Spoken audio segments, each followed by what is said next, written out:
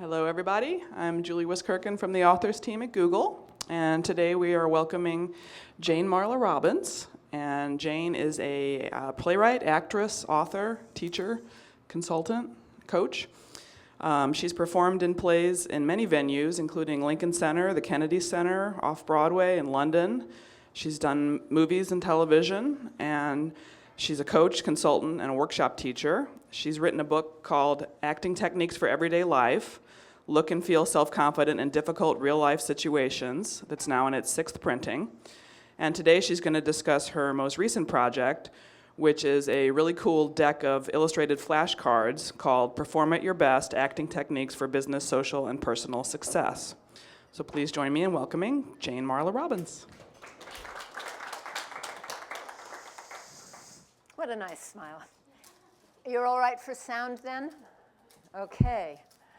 Hello. Is everybody back there able to see me? Are you going to be on a computer back there? There's an open computer? Okay. I'm used to the Kennedy Center where everybody's attention, it's dark, so they can't work on their computers. Okay.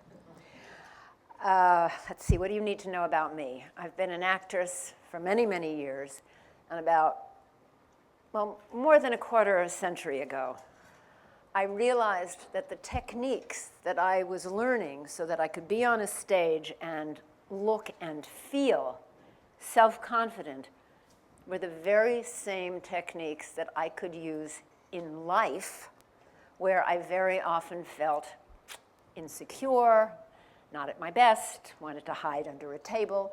Now, anybody here relate to any of that? Come on, you're shy guys, right, okay. So what I'm going to do today is share with you some techniques, some of which are in the deck of cards, which I know you have in front of you, which are very cute, which are very fun. And we could play pick a card, every card, except you're eating lunch, and who wants to leap up from a piece of meat and pick a card? But if you do, raise your hand. So before we start, what I want to do so that everybody ideally gets out of this afternoon as much information as you need personally, and that might help you. Are there any situations in real life in which you may feel uncomfortable? Anybody? No, we're full of superwomen here, Superman. How about business presentations? Anybody get a little nervous for that? Ah, bless your heart for raising your hand. Me too. So first I should say what I'm using today to help me get through this, because I am no different from you. Because the truth is, I think some of the best teachers teach what they most need to learn. So I could be nervous with all these people chewing. On the other hand, what I do use a lot, and I was taught from my acting teachers, who include everybody from Lee Strasberg to Stanislavski, a Russian woman taught me, Stanislavski, who is the father of modern acting, who basically taught his actors and then everybody in the United States, including Lee Strasberg, who taught people like Robert De Niro and Al Pacino and Marlon Brando and Marilyn Monroe, how to be natural, how to look like a human being when in front of people you might otherwise be kind of like this because you're scared. Now I'm just going to talk about this posture for a minute because it's real familiar to me. What's going on here is a state of fear. My shoulders are up, so look what happened to my voice and my neck. I'm strangling myself, ladies and gentlemen. This is not helpful if you're giving a speech because you need your voice. And if you're trying to impress people, which is usually why you are giving a speech, this kind of voice is not impressive. But this is what happens when you constrict your throat. It's the fight-flight physiological alarm system that goes off. And what happens is you stop breathing. For example, if there were a lion coming at me, that's what happens. I didn't mean to have you choke on your food. I stop breathing. Why is this bad, aside from the fact that we all know when you really stop breathing, you're dead? Overlooking that, let's look at the advantages of deep breathing. First of all, it relaxes you. And if you're tense, and if the oxygen is not going to your brain, you are stupid. For example, now they have people suffering from senility, signs of being gaga, they're old and making no sense. They go to a hospital and they're given oxygen, and guess what happens? Suddenly they make sense because the oxygen is going up to their brain. So the first thing I usually tell people is, are you breathing? It seems like a silly question, but I can't tell you how many years my acting teacher said, Jane, you're not breathing. Because I would be so scared. And it didn't matter if I was on Broadway, if it didn't matter if I was starring in the Rocky films. I wasn't starring in the Rocky films, I was starring on Broadway. I was in the pet shop in the Rocky films. 3 out of 5 was enough. So, breathing. I mentioned Stanislavski because he was a great genius, and he was in fact a scientist, or had a genius scientific mind. Now, he wanted to create a company of actors who were brilliant and who seemed to be like human beings when they were on stage instead of, I'm an actor. Well, this is quite a little mic. Sorry about that, everybody. So what he did all over Europe is he visited the most brilliant actors he could find. That would be Sarah Bernhardt, Eleonora Duse, Salvini, and he watched them very carefully. And his first scientific exploration came up with the following conclusion. What they all had in common, anybody like to guess? I'm not a big guesser, I don't like games, like just tell me. But if anyone wants to guess, okay, here's what he found. Relaxation, they were all relaxed. Now I just noticed my shoulder went down. That meant I was tense because no one was participating or whatever. Maybe it was someone's perfume in the room that reminded me of when I was 2 years old, unconsciously this is, reminded me of a woman who may have said, hello, sweetheart, how are you? And anyone ever do this to you when you were a kid? Hello, sweetheart, and you have a red mark on your cheek for the rest of the day? If that or something like that happens to you as a child, that memory is in your body always. So if you should happen to run into someone or a flower with the same perfume, your body will tense up. Okay, so I'm here to say it doesn't matter why. It's good to do psychotherapy. Yes, I remember when my father slapped me and I was 2.5 and I cried. Bottom line, if you're in front of people giving a presentation, you want to immediately relax your shoulder, relax your voice, and show up and be with the people in front of you. Anybody have any questions so far?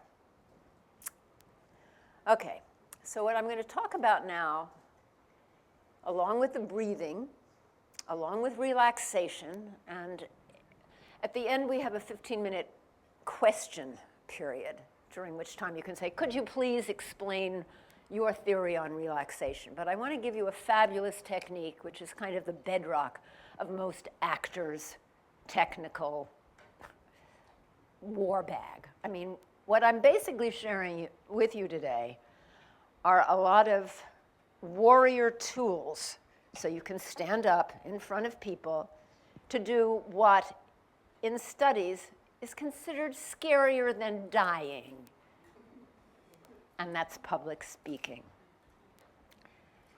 So the first technique, after breathing, is something called sense memory. What does this mean? Well, you're all eating food today. So I'm going to, those who are not eating will probably understand this cute demonstration, which is if you were to imagine, for example, a lemon in your hand. This is called sense memory. So I'm going to ask you to call on your 5 senses to imagine you have such a lemon. It's even more effective if you close your eyes. So I'm going to close my eyes while I lead you through this very quick demonstration. So with your fingers, you would feel, 5 senses, remember, the nubby nature of the lemon. You would see how bright yellow it is, the skin, the actual outside, the inside. Then I would ask you to bring it up to your face and smell it. Third sense. Then I would ask you to touch with your teeth the translucent skin, and yes, bite down into the lemon wedge. Yes, exactly. And taste the juice in your mouth. Everybody's making faces automatically. I have not said make a face, nor am I teaching you to show up in front of people and make silly faces. However, what you will find if you can taste the lemon juice, sweet, sour, warm, cold, in your mouth, is that you're salivating. Now, this may not seem particularly noteworthy, except that had I said to you, salivate, you don't salivate, because it's an automatic, unconscious response to a stimulus. So, by the same token, because every sensory reality you have ever experienced is in fact encoded and memorized by your cells, you can call on any memory that you've been through. So, actors may remember their dog dying because they need to cry on cue. But probably here, since we're basically talking about public speaking, you want to call on, I want to call on, those sensory experiences, and let's face it, if you have a body, everything is a sensory experience, that make you however you want to be when you're giving that presentation. If, for example, I'm feeling sluggish when I go to my presentation because I didn't sleep or whatever, I will imagine in Big Sur there are these great waves that smash on the rocks as you drive down from Monterey to Big Sur. Did you just see my energy change? I wasn't working. I didn't say, oh, I want to get taller. I want more energy. But my body remembers that. If I'm feeling scared, one of the greatest antidotes is feeling love. Fear and love are kind of hard to feel at the same time. If I will remember someone I love, can you just see how my face changed? Now, if you all think of someone you love, can you feel your bodies relax? It's very sweet, isn't it? So what I suggest people do, we have someone laughing. Because in fact, feeling love gives you pleasure and joy also, which ideally, if you're giving a presentation, is what you want to feel. Actually, I believe you want to feel it all the time, no matter what you're doing. It's not always easy. We have tough things in this world. But then find, if you can, a sense memory that gives you that pleasure of joy and expansion. Now, if I had a blackboard, which I don't really need, we'll pretend that this is a blackboard. And on this particular one, we'll have the opposite of fear, which is stage fright, which is terror at public speaking. Here we have joy. Here we have expansion. And remember, I talked about breathing. When you're scared, you constrict everything. Your voice, your muscles are tight. But when you're feeling joy, whatever makes you feel joy, now those of you who are not eating, or even those of you who are, a lot of people I know just imagine their favorite food in their mouth before and during a presentation, and their whole energy changes. I mean, you can imagine eating horseradish. Not a good choice. Chocolate, hot fudge sundae. I'm happy again. So when you're giving a presentation, this is the energy that you want coursing through your body. Now, I mentioned 5 senses, so let's hit sound. What about music? Anybody have a favorite song? Sure. Maybe the Beatles, maybe Beethoven. It doesn't matter. I have a happy piece, Chopin. I played the piano when I was a child, fine. But if I hear that happy piece, dum, pa, pa, pum, pa, pa, pum, I'm ready to float away, which may not be good for all presentations. Come back. Just coach some lawyers. They're very serious types. Okay. The guy from Star Wars, when he had his big battle scene, that fabulous black actor, what's his name? There's an initial in the middle. Does anybody know who it is? Samuel L. Jackson. He was in the sequel to Star Wars. Now he has his big battle scene.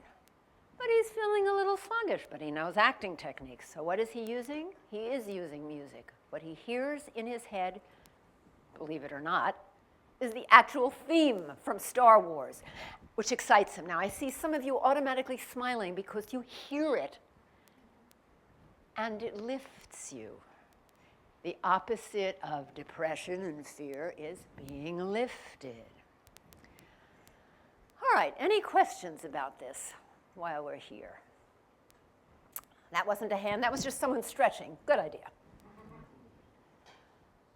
Another application of the sense memory when you're nervous, whether you're with your boss who, God forbid, you're afraid is going to fire you. That just is because I read the papers this morning. I am so sorry. Not that this company, not that Google is in trouble. No.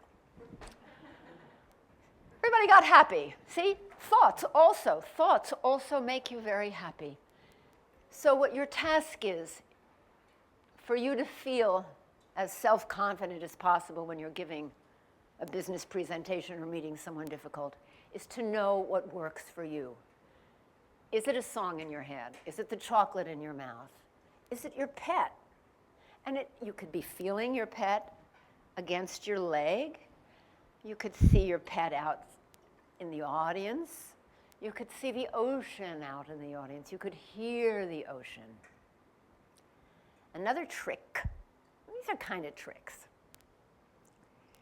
is what's called personalization, which is simply another manifestation and use of sense memory. Oh, let me be scientific for a while, lest you think I am just a silly actress. And these techniques are not important or scientifically proven. Harvard and UC Davis has now done extensive experiments proving that sense memory is remarkably transformative. Here's what they did. They took people who were having operations that did not require total anesthesia. So there's someone on a table getting their gallbladder out. 4 groups of people. The first group, the doctor came up and said, "Don't worry, it'll be fine." Second group, the nurse, much more loving, comes over and says, "Don't worry, sweetheart, everything's going to be okay," maybe touches your hand. And we know touch is an extremely powerful palliative or a tranquilizer, depending on what you need. The third group was given music, which I've talked a little about. And you may know about these scientific studies that show, depending on what music you hear in your head, your brain waves will be altered. If you hear Mozart, you can be calm. If you hear rock and roll, even plants don't grow as well, but let's not go there. In this particular group, they give them the most calming music they can, and the brain waves go into alpha, theta, or whoever they're supposed to be in where you're really calm. The fourth group was given the sense memory, whether it was an ocean that calmed that person, because these images, these sensory realities get to our deepest fear locations. And the fourth group had shorter hospital stays, needed less pain medication, less anxiety medication, and less anxiety, and had lower blood pressure. I mean, this seems astounding to me, just because somebody said, "Can you smell the ocean?" But that's how we're wired. That's why actors can cry on a dime. So having given you this ballast of scientific research, I'm going to talk about personalization. And that would mean that when you're in a difficult situation, you bring a person with you sensorially. So now did you see my shoulders just fall down? I imagined my best friend Anna from college with her blue coat. I'm putting blue coats on all the women and I am having such a good time. That's all it took. It's amazing. Oh, we had a lot of fun. We were very naughty. When you're in college, you do that. You go and steal daffodils from some stranger's lawn and you think it's hilarious. Don't tell the police. Okay. How many people are seeing this tape? Never mind. Okay, so how do you use this? You're giving a speech. You put Anna out there. Or who's your best friend? Or your wife, or your husband, or maybe not your wife or your husband. Okay. Anybody have any questions? What if you put your best friend out there in the audience to make yourself feel comfortable, and she's sitting next to the person that's giving you hives? You ignore the person who's giving you hives, and I would, if that lovely lady next to you is obviously not giving you hives, but let's imagine for a moment that she did. I'd put up a wall. Remember, the imagination is very powerful. That's what all these experiments are showing. Images are much more powerful than words. In other words, it's the right side of the brain. If you need to put up a wall, put up a wall. Or bring your best friend in front of you. Have her waving at you. If you're over there, have your best friend. What's your best friend's name? May. Have May here waving. And what's your name? Cat. So May saying, hi, Cat. Now see what happened. Did anybody see Cat's face? Cat's smiling. She got relaxed. She's full of love. And it was just imagination. Her friend was not here. Nobody saw her friend here, right?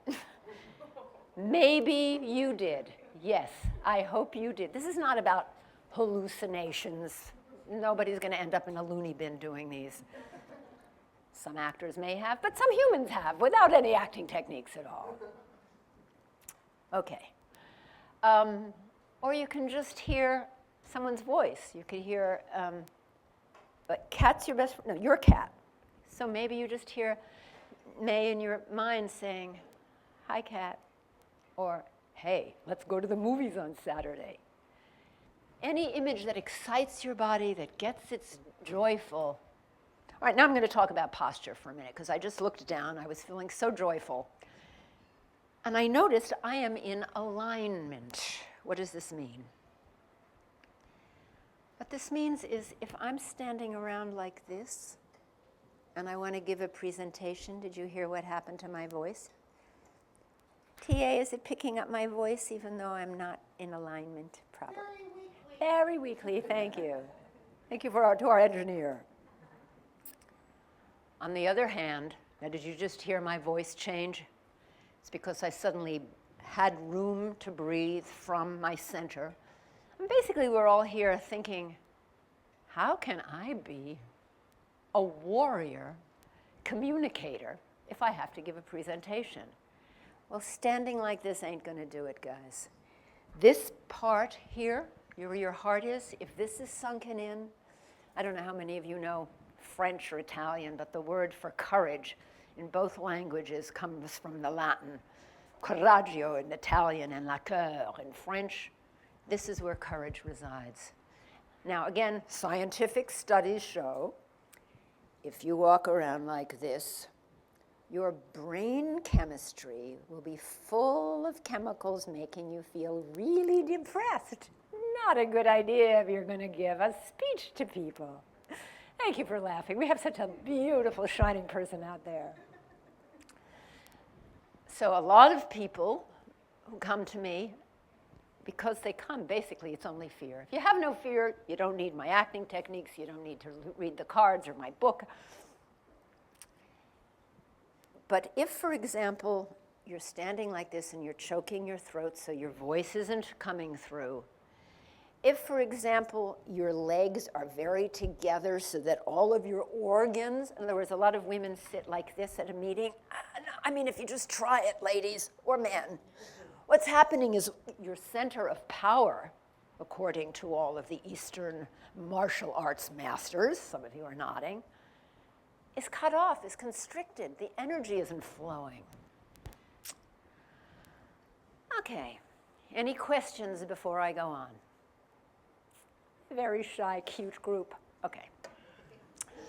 What I think I should do, without being outrageous and say, pick a card, any card, because these are so much fun, is I'm going to pick a card. And I'm going to talk about the cards and how to use them, which doesn't, I mean, you're all at Google, so you're probably all geniuses. But anybody can read a card, pick a card, that's the deal. Such a cute picture. It says, nervous about an upcoming confrontation. Like who hasn't been there, and who may not have to go there. So you turn it over, and the technique on this particular card is very simple, and it's called Speak Your Truth. This is hard for some of us. Some of us have been so programmed that it takes a lot of work sometimes for me to know what my truth is. But man, in the right situation, man, there are women here. Why would I talk like that? I'm not a jazz performer. In a given situation, if you tell someone how you feel and who you are, there is nothing more galvanizing and self-asserting to make you shine. I'm talking about shining. Because if you really want to knock people out at a presentation, you want to shine. So what's charisma? Actually, this list on the blackboard that's not here, about feeling self-confident and being expansive. When you are expansive, the light comes through. Now, I'm not necessarily advocating for chiropractic, but another scientific study shows that if a chiropractor releases your back so you suddenly have more space between the vertebrae in your spine, they can measure the light. They see more light. Also, you can use sense memory. If in a relaxation, for example, and you're closing your eyes and going through your body, if you imagine light shining between the spaces in your vertebrae, you will actually be shining after you do that sense memory. Okay, any questions about that before I go on to the next galvanizing card? Okay, want to feel more self-assured, making that sale. That's what it says. Any salespeople here? I'm so sorry, just kidding. Okay, here's a fun technique. Let me just talk about fun for a minute. Yes, the cards are fun. And as a teacher, or as a human, I think fun is very often the key. We'll talk about laughter. Everyone is laughing. I had a wonderful acting teacher named Harold Clurman who directed a lot of famous Broadway plays. And as a teacher, he liked to keep us laughing. And why? He said, because truth is a very difficult pill to swallow. But if people are laughing, and their mouths are open, you just pop it down. Also, as some of you may know scientifically, when you are laughing, when you are smiling, and you notice all the sense memories I'm talking about are about pleasure and feeling good, or laughter as you did when you thought of your friend. When we laugh, but even when we smile, the UCLA scientific studies show, there is a specific chemical that our body produces that strengthens our immune system. So this notion that I'm talking about is how are you strong when you're making a sale or making a presentation? The happier you are, the stronger you are. The stronger your body chemicals are, the more your brain thinks you're strong, the more you're able to give the impression of being strong, which is obviously what you want to do when you are selling something or presenting something, because in a sense it's all a sale. And my real belief, what the real sale is you. Scientific studies show if you have two people selling the same thing, the person who is in essence happy, joyous, and free is going to make the sale. Why? Because actually, what do people really buy? What do they really want? They all want to be happy, joyous, and free. They all want to be as alive as possible. I mean, in this funny life we have, what is it about? You want to say at the end of your life, I lived it. And we're all looking for how to do that. So the person who's selling, who has that trick, and how do you get that? It's this list of things that make you happy. Just bring him there to the sale. All right. However, the technique on the back of this cute card about sales is called roar like a lion. Well, that's cute for what Lee Strasberg calls the animal exercise. And what this basically is, I would recommend you do this at home and not in front of your clients, is you find an animal. Now, Marlon Brando, the great actor, watched a gorilla as he was preparing for his Academy Award-winning performance in, I know it's here, it's written right here, Streetcar Named Desire. You knew that, see, I was singing, okay. So what does that mean? He goes, he looks at the gorilla, and those of you who've seen that film, anybody seen that film? You see him pounding his chest, screaming, Stella! Now, go watch that film and see how many gorilla characteristics he embodies. His voice, his body, that animal, energy, charisma that he has. He went and sat at the zoo and watched the gorilla. One of my, someone who came to a workshop had a lot of actually telephone sales to do, and he would be very intimidated by a voice on the other end, okay. For some reason, the gorilla worked for him. So he'd be going around the room, and he'd pick up the phone. This changes your energy. It's like anything else. You know how kids are playing? It's not like, oh, I have to study 20 years to be an actor. Thank you. Konstantin Stanislavski. But the truth is, kids can do it in a second. I'm a nurse, I'm a doctor, I'm a cowboy, I'm an Indian. Isn't this fun? And they do it. And you watch their bodies change, their energies change, their voices change automatically. And all I'm here to say is you can do it too. It's really that simple. There is a certain grace in simplicity, and the joy of these techniques is ultimately how simple they are. Okay, any questions? By the way, the lion is what really works for me. Roaring at home. Because I grew up being like this, of course, which is why I teach what I do. Okay, one more card. Okay, dealing with difficult people. Anybody ever have that? Everyone raises their hand. This is a technique that my Russian acting teacher called inner monologue. Or inner monologue if you don't have an accent, which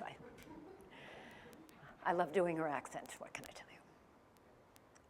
I guess I want to say now, yes, I've been an actress for many years. And some years ago, I decided I didn't want to play anybody else anymore. Just me. Occasionally an accent if I'm talking about someone I know.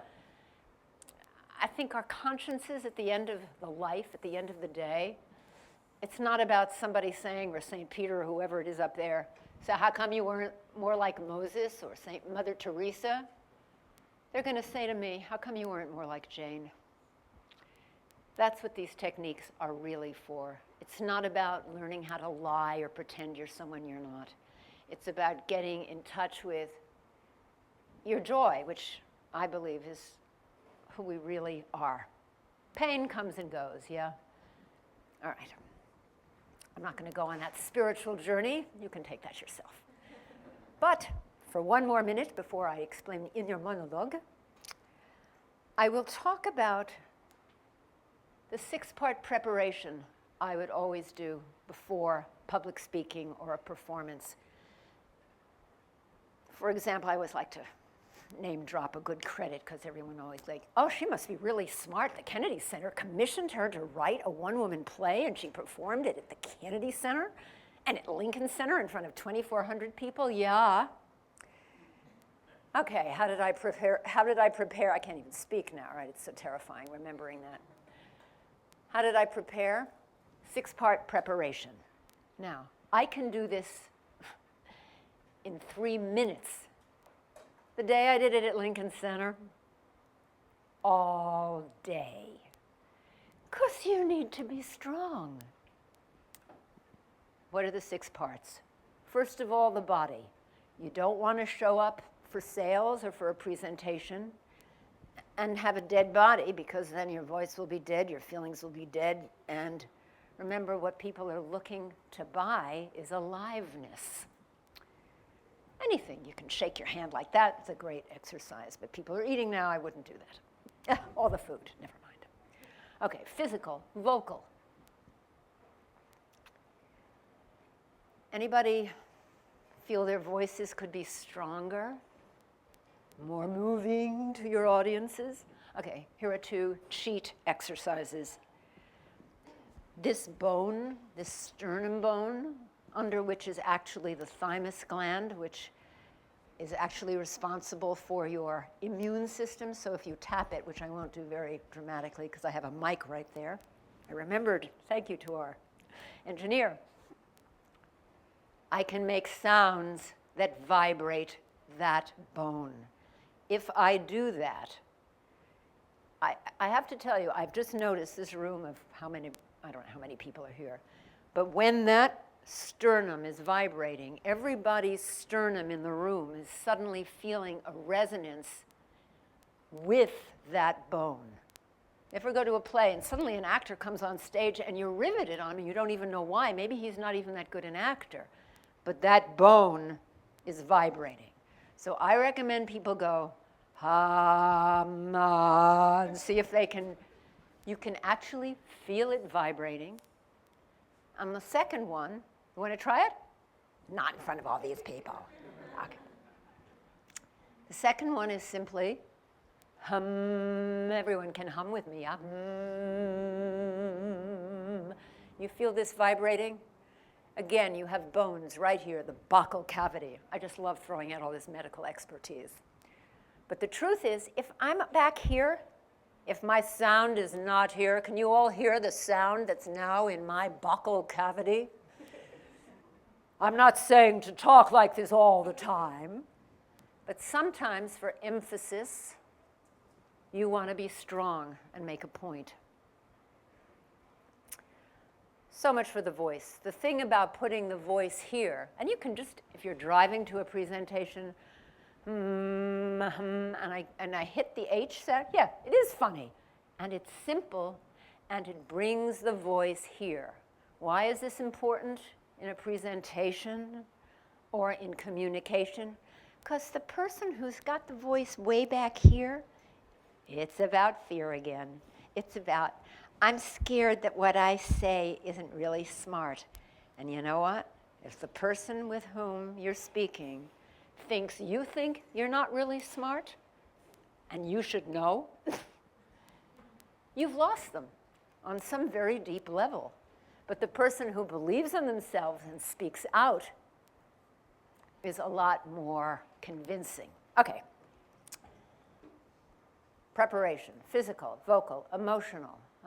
Emotional. Heard the most delicious laughter from everyone in the room. Because my guess is you understand that our feelings can, in fact, be traitors. One of my saddest, silliest, earliest examples of this is, so I was a little mini star in New York. I starred on Broadway in my own one-woman play. I came out here, and there was a very famous casting lady who never called me in. Never, never. And I couldn't understand why. Finally, I get an audition. Oh, this is going to be so much fun. And you'll know why in a minute. In those days, I believed that I was never angry because I was such a good little girl. Anybody suffer from that here? But I was furious. Not only was I furious, but now that I understand my feelings more, underneath the fury was all the pain of not being recognized, not being told I was important, my own feelings of, oh, I'm not good enough. But I didn't know any of that. I just went in and was a good little girl. But I was so angry. I had done a one-woman play to rave reviews in New York, okay? She gave me a little scene. I couldn't see the words because I was so angry and I didn't know it. So what I do before I go anywhere is I say to myself, Jane, how are you feeling? Because if I'm spending energy, which I'm going to need for a presentation, a sale, or whatever, if I'm spending energy pretending, even to myself, worse, that I'm not angry, I've lost all the energy that I can give to people. My availability to be present, which is part of that thing of what do people really want from you? They want your trick about being in life and being present. Okay, that's for feeling. Fourth, I do a mental preparation. You're all really smart, but if you're tired and you just want to do something goofy, I just think of words that start with the same letter of the alphabet. P. Peculiar. Pretty. I didn't mean to look at you when I said peculiar. Pretty works, right? Arithmetic, anything. Oh, I have a brain, it's working. That's good. The fourth one, I do a spiritual prep. A lot of actors do. I don't know how many of you believe in God, and it doesn't matter. It's just about finding something, the essence of which is bigger than you. I'm not going to embarrass you by saying how many people believe in God, but I'll give you a scientific experiment. That always works, right? And now there's a whole book out about how prayer actually gets the dendrites in your brain working better than before you prayed. Amazing. The other Harvard always impresses people. Harvard experiment is they take a drop of your blood. Actually, my doctor did this. And he puts it on a little slide and you look at your blood. And then you go off and you pray or you meditate for 5, 10 minutes, whatever it is. And then they take another drop of your blood. And what do they see in the second drop? The comparison was astounding. Was that a raised hand? You know the answer? I do. In the first little drop of blood, all the cells were all smooshed together. In the second, they were all spread out. There was oxygen and space between them. Now, why this is significant is not that you're going to die for cancer, which is what happens. When someone has cancer, for example, again, all the cells are smooshed together. And then, because there is no breath in there, fermentation is the next step, and then you have a disease. Let's not go there. So, any kind of prayer or meditation.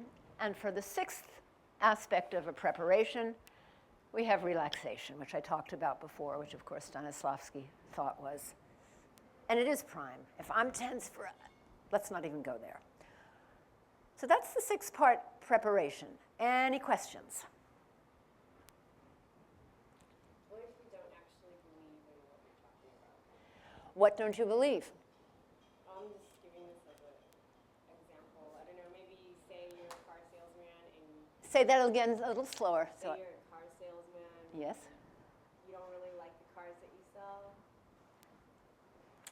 I'd pretend they were something you really loved. And that's sense memory. Maybe you just bought a new red ball for yourself, and you have so much fun on it. It's perhaps a stupid example, but it's right here. Only now you have an ugly car that you have to sell, right? But you have a mortgage to make, you have kids to put through school. So you just see that red ball where that car is. It's how an actor, and I've been there, what if I have to play a love scene with someone who makes me want to throw up?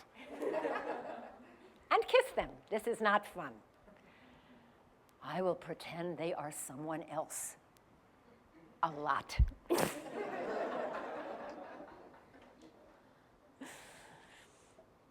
Anybody else? Question? So you're saying recognizing when you're in an emotional state, but sure. I'm going to ask you to speak up just a little You're bit. talking about, oh, hey, look. Ah, microphone. now it'll be easier. Hey, whoa. You're talking about recognizing your emotional state before something like this.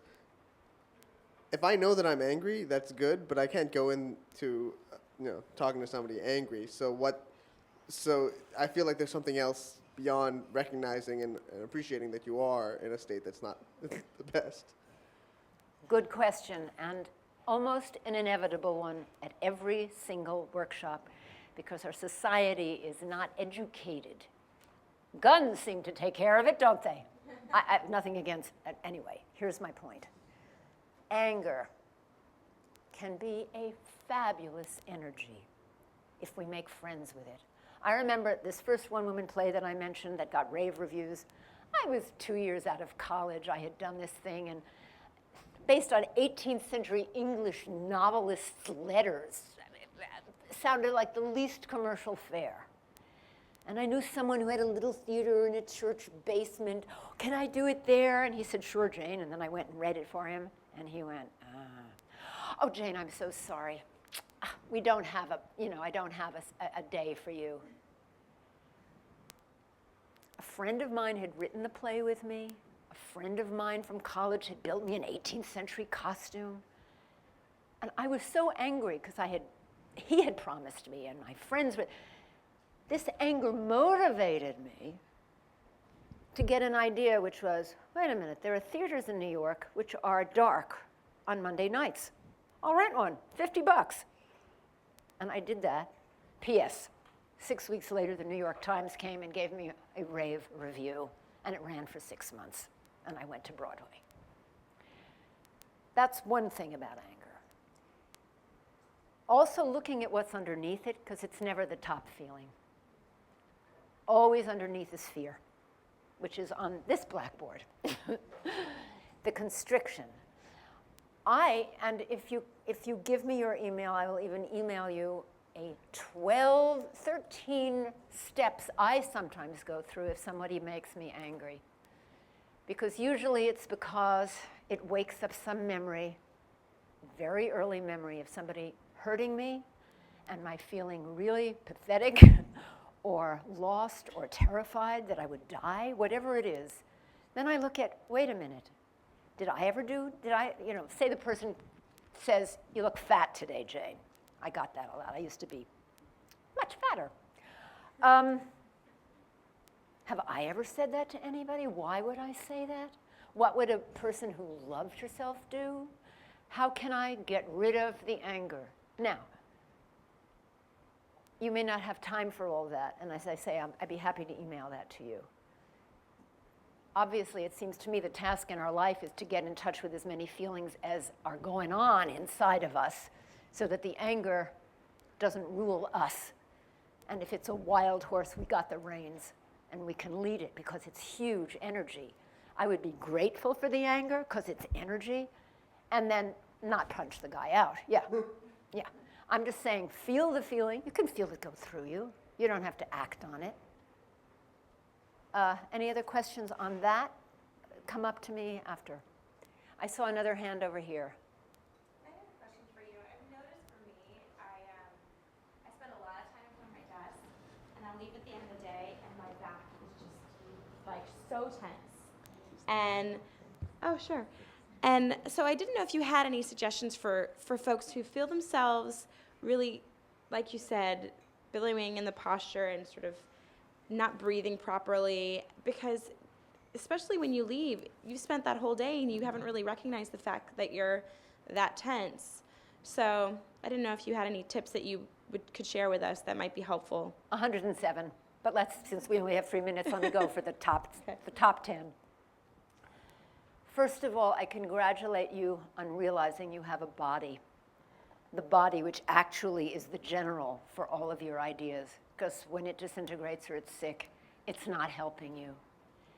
The body that's sitting down like this is not going to help you as much as the body like this. So I would recommend, in the beginning, maybe just have an alarm clock or look at your watch. Every half hour, make sure you undo that. I would make sure your desk is ideally, I work at a computer. It's Google. I stand. I was a dancer, so my back is not as happy sitting as it is standing. So I stand, so I know my hips are over my ankles, under my shoulders. Now, probably in an office that might make you stand out too much, but there are ways of sitting. The awareness you have is the key.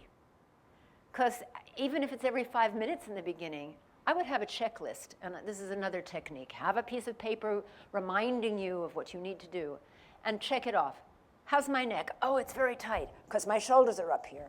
So move them back. Stretch them around. Is my heart sunk? Yeah. Breathe. Take 2 minutes to breathe. Oh, I should be working. The truth is, if you do that, your work will be more efficient because your mind will be awake and your body will be alive. I notice it's 1 o'clock and I know we have to end. So actually it's 1 minute of. So if anyone has a burning desire question to ask, now is the time.